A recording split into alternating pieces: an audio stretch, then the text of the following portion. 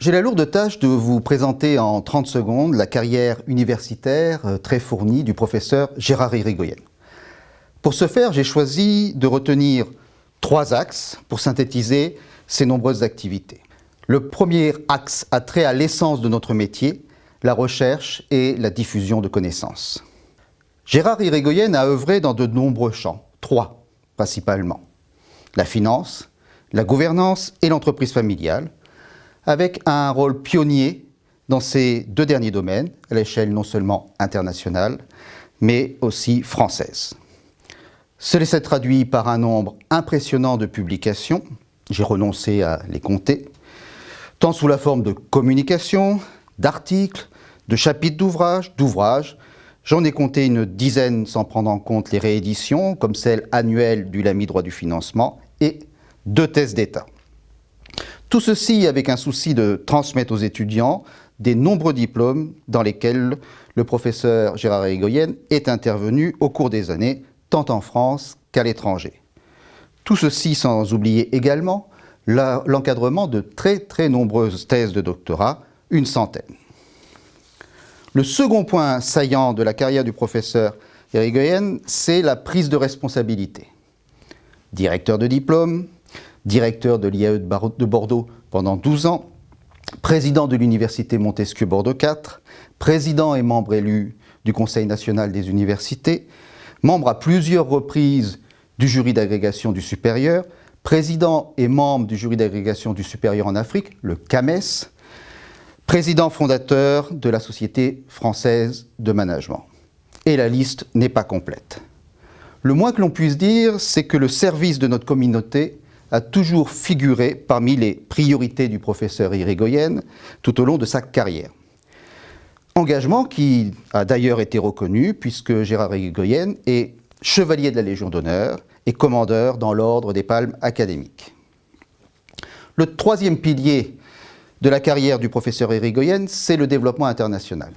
Infatigable voyageur, le professeur Gérard Irigoyen a parcouru la planète au service de l'internationalisation de son université et plus généralement pour soutenir la présence de l'enseignement supérieur français à l'étranger et aider au développement des universités de nos collègues étrangers.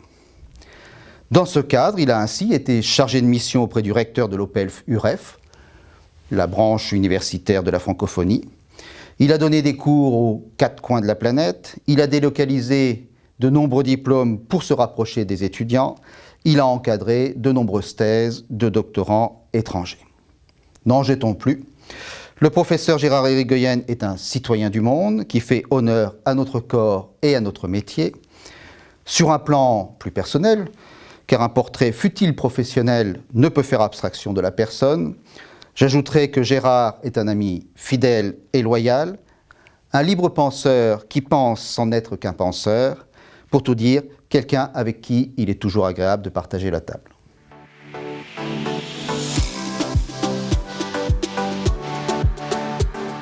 Bonjour Gérard. Bonjour Jérôme.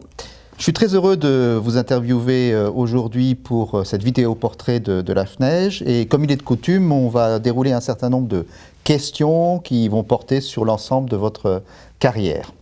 La première question a trait au regard que vous pouvez avoir sur notre discipline, la finance, ses évolutions au cours des années, positives, négatives.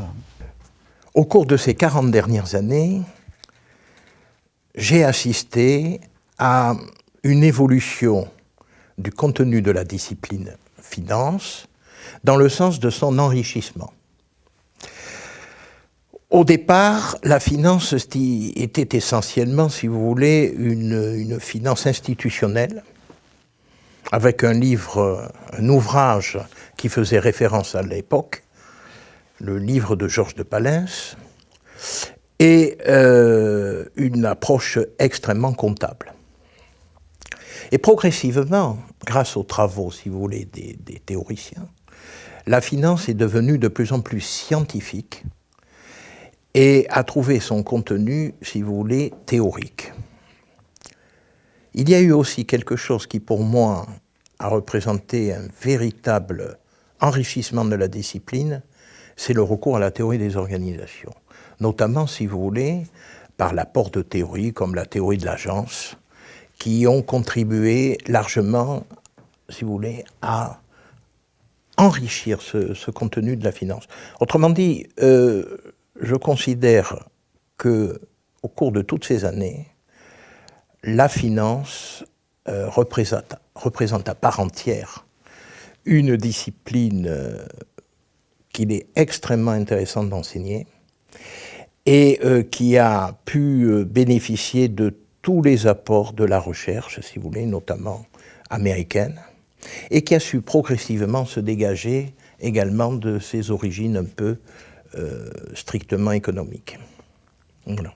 Merci. Alors, en faisant le lien sur votre réponse, là on était sur le champ du métier. Si maintenant on en vient sur le métier, quel regard vous portez sur les évolutions qu'ont pu connaître nos activités d'enseignants-chercheurs?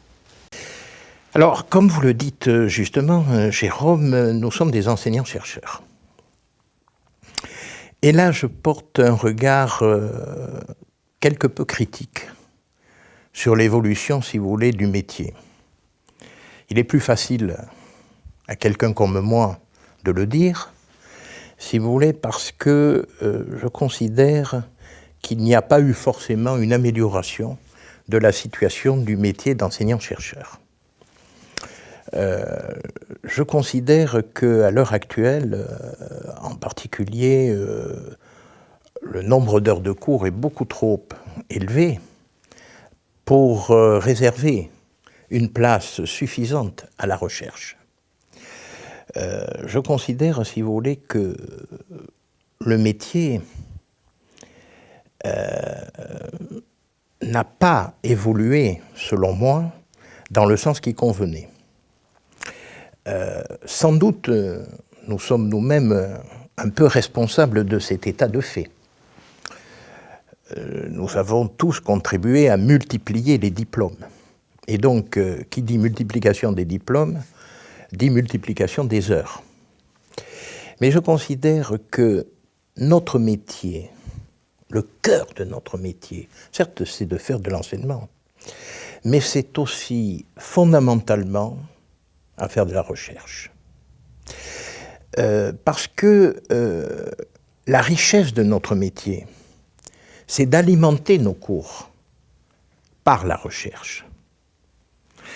Et quelqu'un qui, aujourd'hui, comme je le constate, passe l'essentiel de son temps à faire de l'enseignement, eh bien cet enseignement ne peut pas, au fond des choses, je dirais, s'enrichir de tous les progrès de la connaissance qu'apporte la recherche. Donc, un enseignement nourri par la recherche. Et donc, je considère que le cœur de notre métier, c'est quand même de la recherche. Qui plus est que, aujourd'hui, à côté de l'enseignement et de la recherche, les enseignants sont appelés à faire de l'administratif. Et donc, ce qui est bien, il faut que, je dirais, que les tâches et les responsabilités administratives soient assurées. Ceci étant dit, tout cela contribue encore à alourdir, si vous voulez, le service des personnes, et donc à faire en sorte que, parfois, certaines d'entre elles peuvent délaisser la recherche. Je considère que ce qui fait la différence entre un enseignement secondaire et un enseignement supérieur, c'est quand même la recherche. Nous sommes des enseignants-chercheurs, et cela est un peu perdu de vue, qui plus est que nous ne sommes pas toujours fondamentalement aidés au niveau du financement de cette recherche. Et donc, par conséquent, je comprends aussi la situation que la rémunération des enseignants étant ce qu'elle est, beaucoup de ces derniers recourent aux heures complémentaires pour, si vous voulez, avoir un revenu décent. Merci. Alors, toujours un peu dans cette même logique, quels seraient les conseils que vous pourriez donner à des doctorants, donc ceux qui vont, pour la plupart, pas tous, mais en tout cas une bonne partie, embrasser cette carrière d'enseignant-chercheur? Je vais lier cette réponse à ce que je viens de dire. Il est toujours important d'avoir un regard critique au sens positif pour faire évoluer les choses. J'ai, en ce qui me concerne, voué ma vie professionnelle au service public et au service de l'enseignement supérieur. J'en suis très fier. J'ai eu la chance de pouvoir guider beaucoup de jeunes doctorants au niveau de la préparation de leur thèse. Et donc, les conseils que je peux donner se résument en 4 mots fondamentaux. Premièrement, la rigueur. La rigueur. Rigueur, rigueur, rigueur. Il faut être rigoureux. Deuxièmement, la détermination. Il faut être déterminé. Et comme le disait le philosophe Alain, croire que l'on saura vouloir et ne pas renoncer à cette croyance. La route est difficile, mais ce qui est simple et sans intérêt. Rigueur, détermination, confiance. Il faut avoir confiance. Confiance en soi, surtout dans les moments difficiles. Et confiance également dans son directeur de thèse. C'est un contrat moral. Et c'est cette confiance qui ne doit pas être dans un sens de calcul, ni d'opportunisme. Vraie relation de confiance permet d'avancer. Et enfin, je terminerai par humilité. Le chercheur doit être humble, surtout lorsque les résultats qu'il obtient sont importants. Et je crois que plus les résultats qu'il obtient sont importants,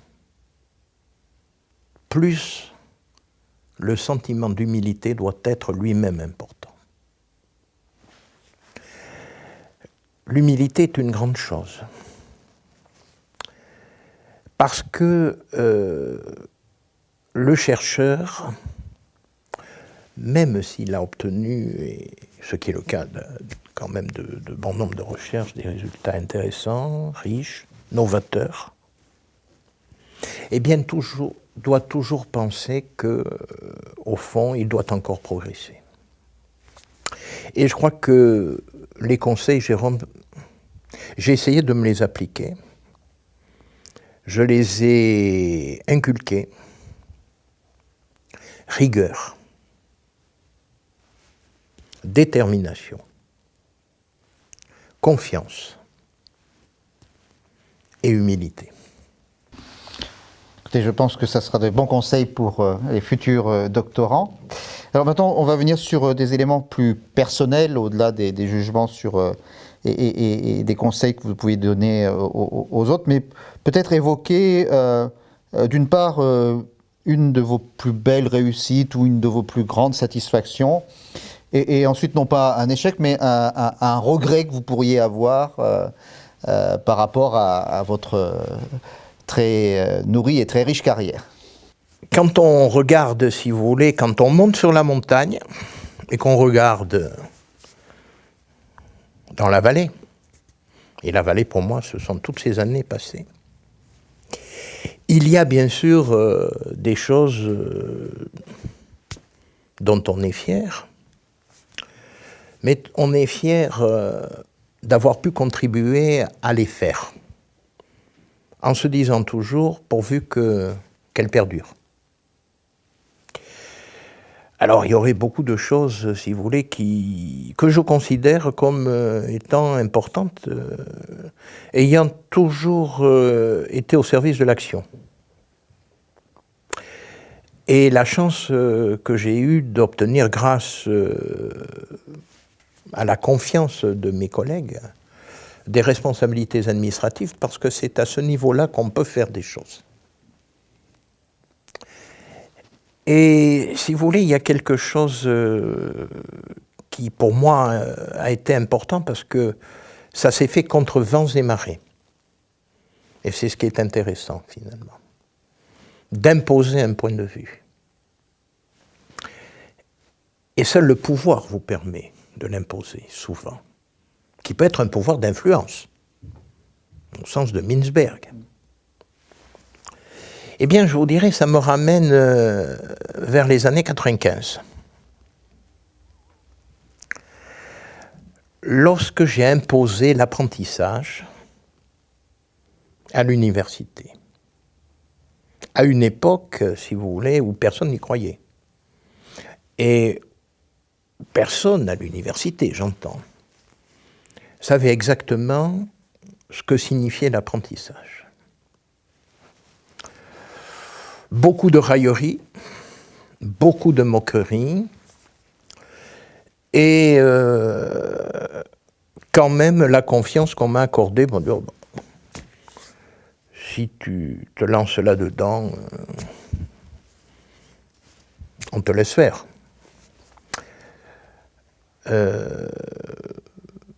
J'ai créé les sections d'apprentissage à Bordeaux, à l'IAE de Bordeaux. Puis ensuite, j'ai poursuivi en créant, si vous voulez, vraiment un service de l'apprentissage. Et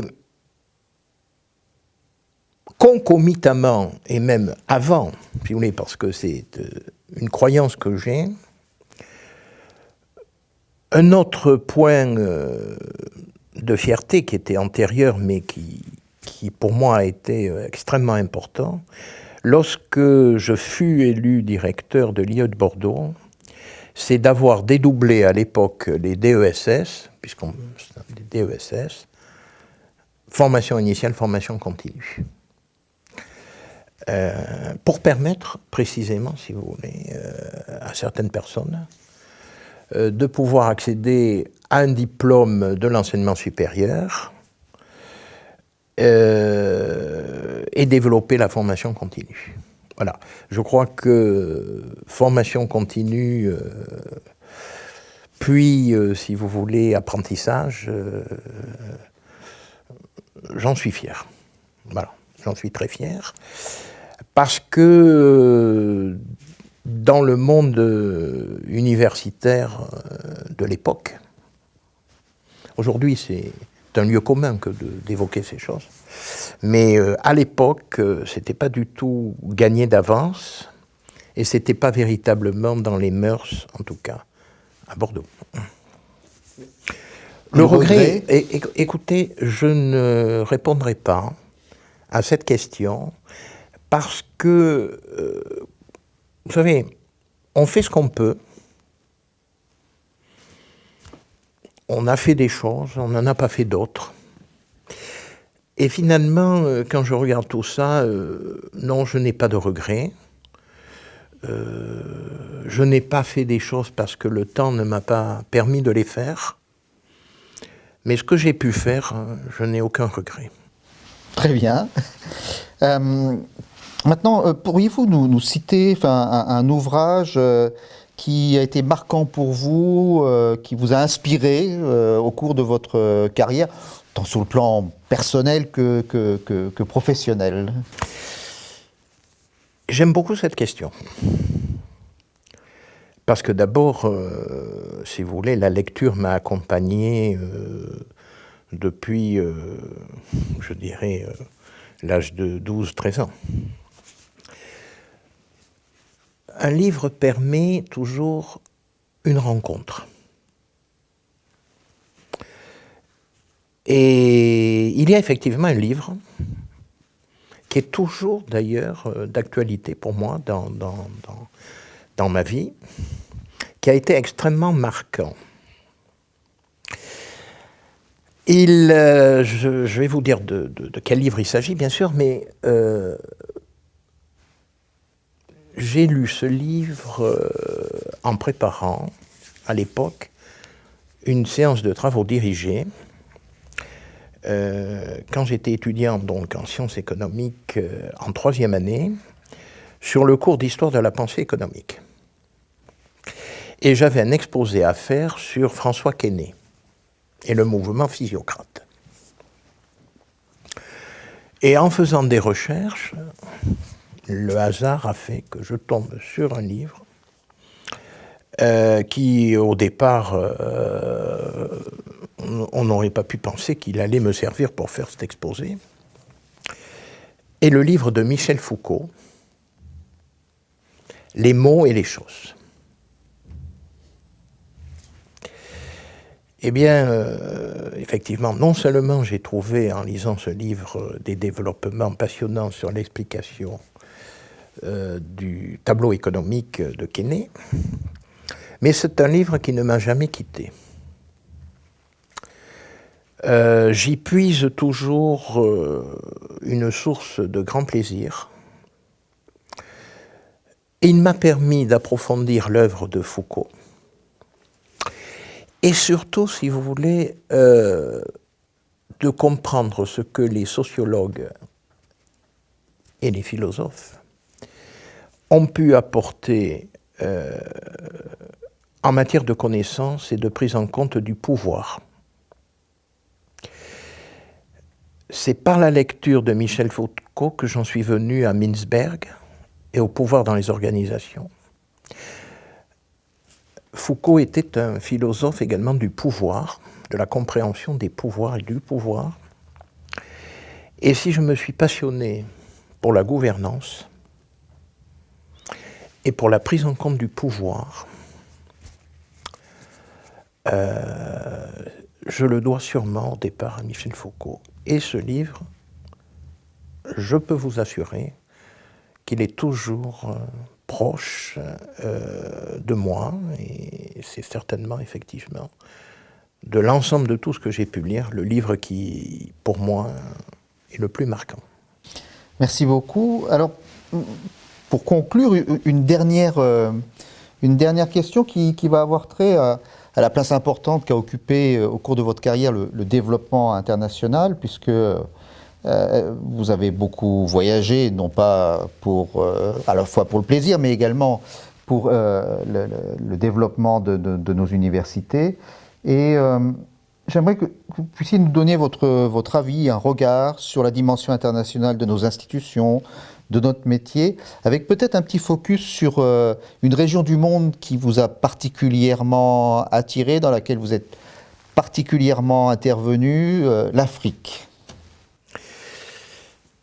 Effectivement, si vous voulez, tout à l'heure vous m'avez interrogé sur les points forts. J'aurais pu retenir l'internationalisation de l'IAE de Bordeaux d'abord et puis de l'université. D'ailleurs, le passage des relations internationales à l'internationalisation. J'ai été dès le départ convaincu de la nécessité pour un établissement d'enseignement supérieur d'élargir son espace, je dirais son territoire. Le territoire d'une université ne se limite pas à l'espace géographique où l'établissement est situé.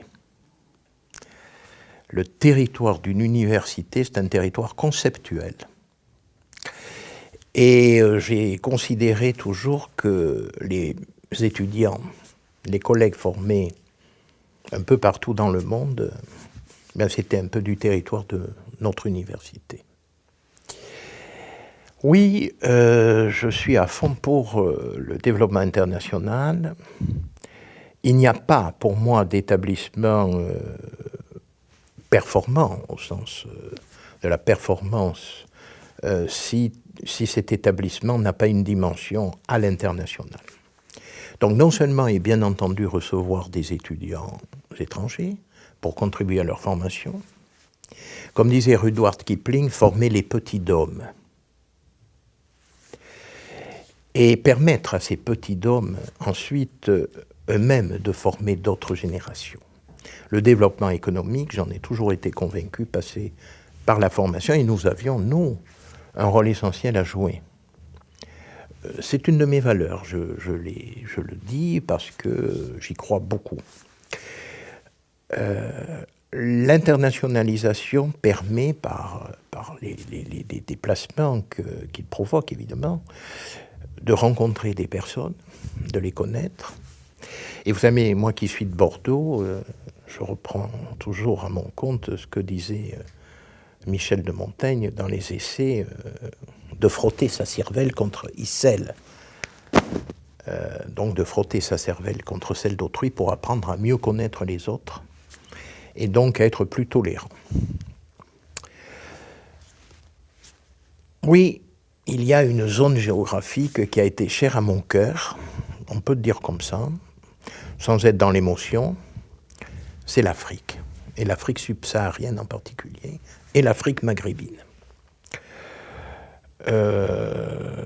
J'y ai consacré beaucoup de ma vie, et au départ avec le concours de la FNEJ, qui m'a beaucoup aidé, qui nous a beaucoup aidé à mettre en place un certain nombre de diplômes de 3e cycle, DESS, DEA, et effectivement à encadrer beaucoup de thésards. L'Afrique, pour moi, ça a été un point important dans ma carrière, et effectivement, j'ai eu le plaisir de présider 3 fois le jury d'agrégation du CAMES, qui a permis de donner à l'Afrique un certain nombre de collègues de très grande qualité. Il y a l'Afrique maghrébine, qui a été importante pour moi aussi, Maroc, Tunisie, où nous avons de très bonnes relations. Je regrette fondamentalement qu'à l'heure actuelle, l'Université de Bordeaux